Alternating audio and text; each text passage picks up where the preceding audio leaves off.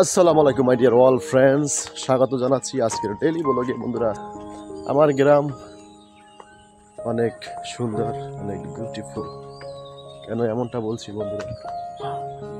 কারণ এখানের আলো বাতাস, মাটির গন্ধ আমার জীবনের সাথে মিশে গেছে। আমার ছোটবেলা, বাল্যকাল, কৈশোর পর্যন্ত আমি এখানে কাটিয়েছি। তো সব কিছু আমার শরীরের সাথে ওতপ্রোতভাবে মিশে আছে। পরবর্তীতে ঢাকায় চলে গিয়েছি। বন্ধুরা, শিশির ভেজা ঘাসে যখন সূর্যের আলো পড়ে, মনে হয় যেন মুক্ত জলমল করছে।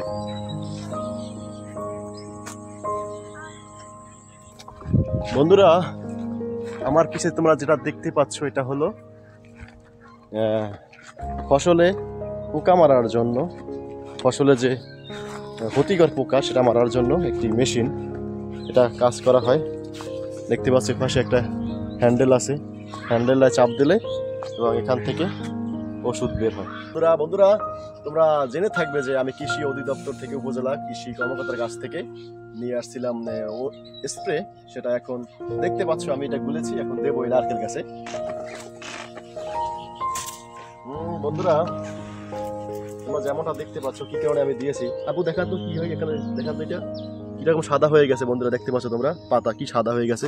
তো এখানে দেওয়া হচ্ছে ওষুধটা, যাতে করে সাদার অবস্থাটা নিরসন হয়। এবং বন্ধুরা, একটা গাছও ভালো নেই, প্রত্যেকটা গাছে তোমরা দেখতে পাচ্ছ যেমনটা পোকায় ধরেছে।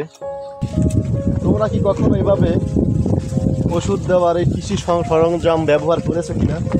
চাইলে কমেন্টে মতামত জানাতে পারো।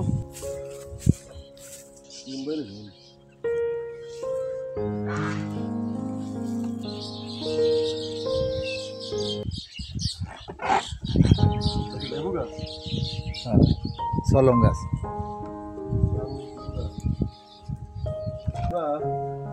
জেনে হয়তো অনেকেই আশ্চর্য হবে, আবার অনেকের কাছে হয়তো এটা স্বাভাবিক মনে হবে।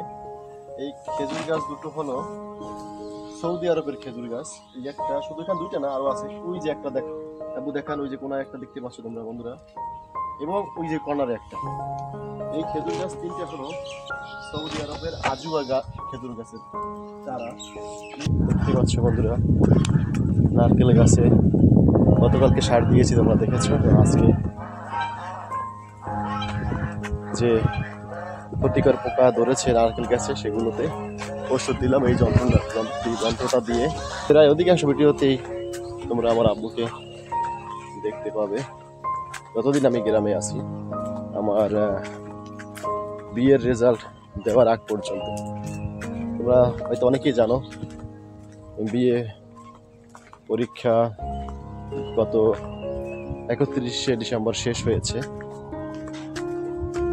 এখন পর্যন্ত রেজাল্ট পাবলিশড হয়নি। এজন্য এই সময়টায় আমি গ্রামে এসেছি। গ্রামের সেই ছোটবেলার স্মৃতি মনে পড়ে খুব। আমার সাথে অনেক বন্ধু বান্ধব ছিল, আমার সমবয়সী। অবশ্য তারা কেউই এখন গ্রামে নেই।